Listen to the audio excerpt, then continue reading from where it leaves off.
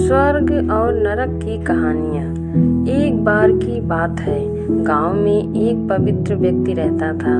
वह हमेशा स्वर्ग और नरक के बारे में जानने के लिए उत्सुक रहता था। एक दिन पवित्र व्यक्ति भगवान से मिला। जब वह भगवान से मिला तो उसने पूछा, प्रभु, क्या आप मुझे बता सकते हैं कि स्वर्ग और नरक कैसा है? भगवान मुस्कुराए और उसे दूसरी दुनिया में ले गए। वहाँ वे दो दरवाजे के सामने खड़े थे। भगवान ने उसे जाने के लिए कहा और प्रत्येक दरवाजे के अंदर खुद जाकर देखने के लिए कहा। पवित्र व्यक्ति ने जाकर पहला दरवाजा खोला। वहाँ उसने एक बड़ी गोल मेज देखी जिसके चारों ओर लोग बैठे थे। मेज के बीच में स्वादिष्ट सूप का एक बड़ा बर्तन रखा गया था। वहाँ बैठे सभी लोगों के हाथों में बहुत लंबे चम्मच थे। मेज के बीच में स्वादिष्ट सूप के बर्तन तक पहुँचने के लिए चम्मच काफ़ी लंबे थे, लेकिन लंबे चम्मच के कारण भोजन से भरा चम्मच लोग मुंह में नहीं ले पा रहे थे। लंबे चम्मच की वजह से खाना न खा पाने के कारण वे सभी दुबले पतले और बीमार लग रहे थे। वहाँ के लोग बहुत दुखी थे। वहाँ पीड़ित लोगों के दुख को देखकर पवित्र व्यक्ति काँप उठे। वह उस कमरे से बाहर आया और दूसरे कमरे का दरवाज़ा खोला।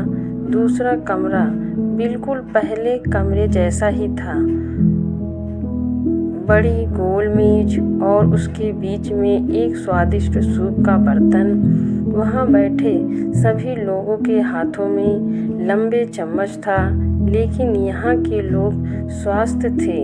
वह एक दूसरे से बातें कर रहे थे और खाना खा रहे थे।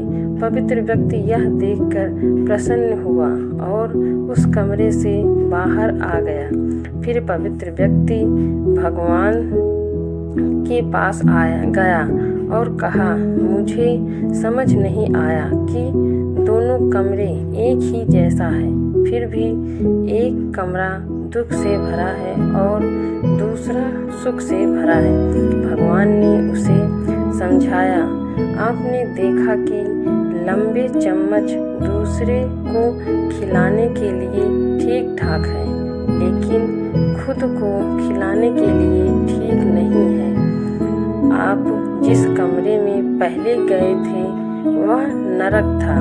वहाँ के लोग लालची हैं और केवल अपने बारे में सोचते हैं, दूसरे की मदद नहीं करना चाहते, जिसके कारण वह अपना पेट नहीं भर पा रहे हैं और दुख झेल रहे हैं।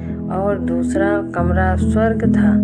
यह उन लोगों से भरा है जो एक दूसरे की परवाह करते हैं और प्यार करते हैं, एक दूसरे को उन लंबे चम्मच से खिलाते हैं जिससे वह स्वस्थ और सुखी रहते हैं।